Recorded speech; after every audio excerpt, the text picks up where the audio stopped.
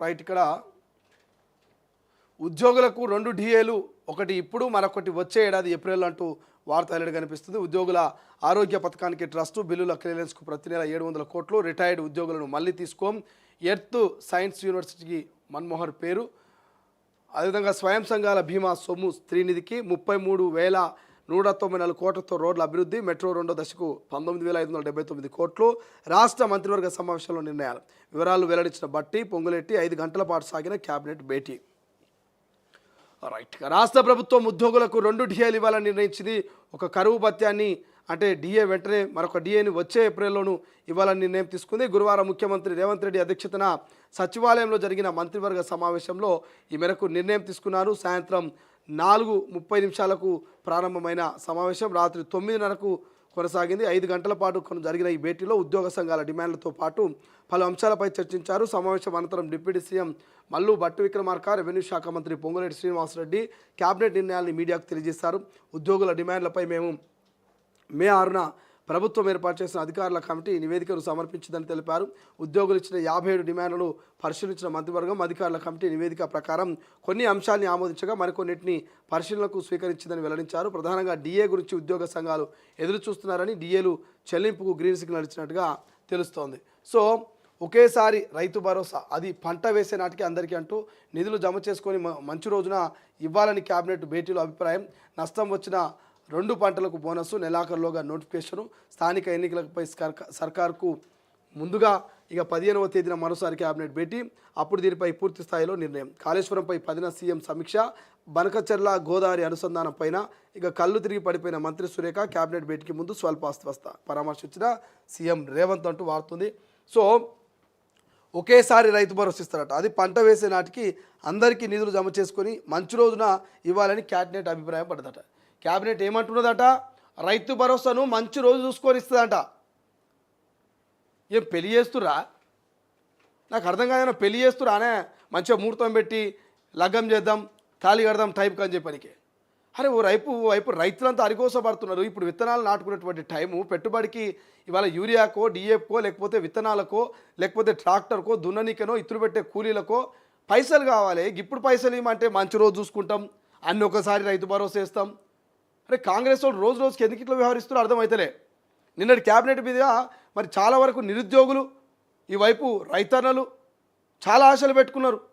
అరే నిరుద్యోగులకు ఏమైనా తీపి కబురు చెప్తారేమో, రైతన్నలకు ఏమైనా రైతు భరోసానో, బోనస్ పట్లనో, లేకపోతే బీమా పట్లనో ఏదైనా తీపి కబురు ఉంటుందేమని ఆ ఊస ఎత్తలేరట మీరు. నిన్న ఎంతసేపు ప్రభుత్వ ఉద్యోగుల డిఏల గురించి మాట్లాడారు తప్ప మరి రైతు భరోసా గురించి ఏమైనా మాట్లాడారంటే ఏం లేదు. మళ్ళీ 15వ తారీఖు నాడు భేటీ పెట్టుకొని ఆ రోజు రైతు భరోసా గురించి ఎప్పుడు పైసలు విడుదల చేయాలి, ఎవరెవరికి విడుదల చేయాలని ఆలోచన చేస్తారట.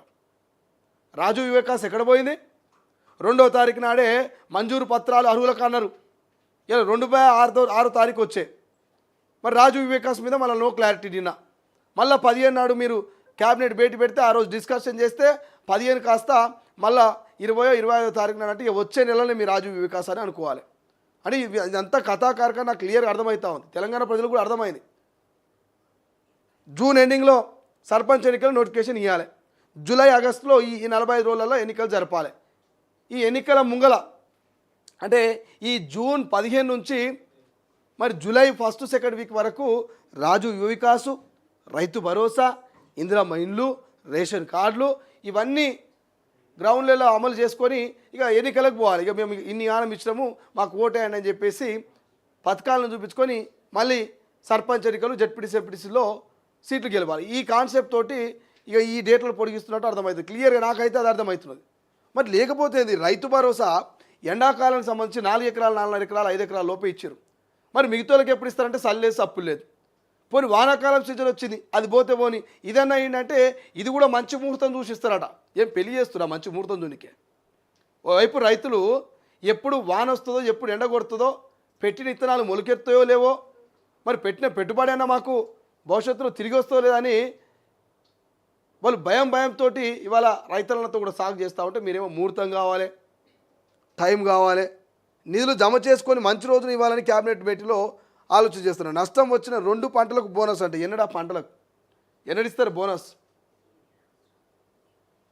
ఇక స్థానిక ఎన్నికలపై సర్కారు ముందుకు ఇక 15వ తేదీన మరోసారి క్యాబినెట్ భేటీ అట. ఏం భేటీ అవుతారో ఏం చేస్తారో మరి. నిన్నటి క్యాబినెట్ భేటీ వల్ల ఎవరికి ఉపయోగం అంటే ఏం పెద్దగా ఒరిగిపోయే అంశాలు నిన్న క్యాబినెట్ భేటీలో డిస్కషన్ చేసినట్టయితే నాకు అనిపించట్లే.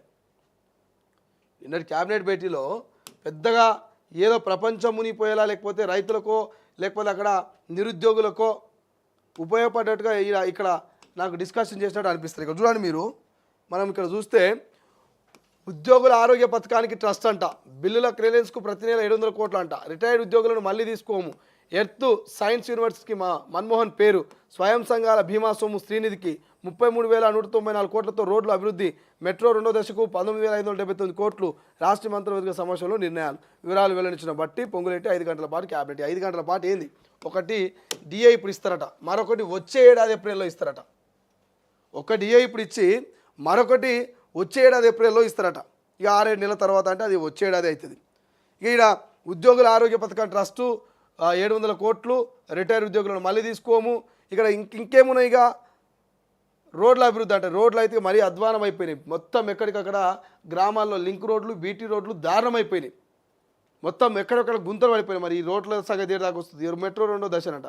రాష్ట్ర మంత్రివర్గంలో గీ ముచ్చట్లు మాట్లాడినట. గీ ముచ్చట్లు మాట్లాడేది ఇదంతా కూడా మంత్రివర్గంలో. మరి మిగతా ముచ్చట్లు ఎటుపోయినాయి? మనం అడిగినటువంటి ముచ్చట్లు, మనం అనేటువంటి రైతు భరోసా ఎటుపోయింది? మరి ఇక్కడ నష్టపోయిన పంటల బోనస్ ఎటుపోయింది? ఉద్యోగ విషయాలు ఎక్కడ పోయినాయి? జాబ్ క్యాలెండర్ ఎక్కడ పోయింది?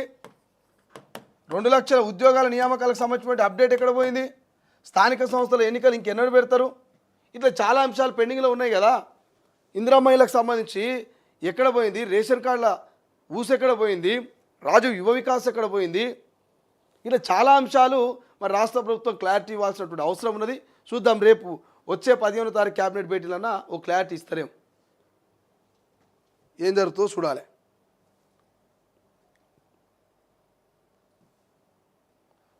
రైట్, వెలుగులో చూస్తే 40% వైకల్యం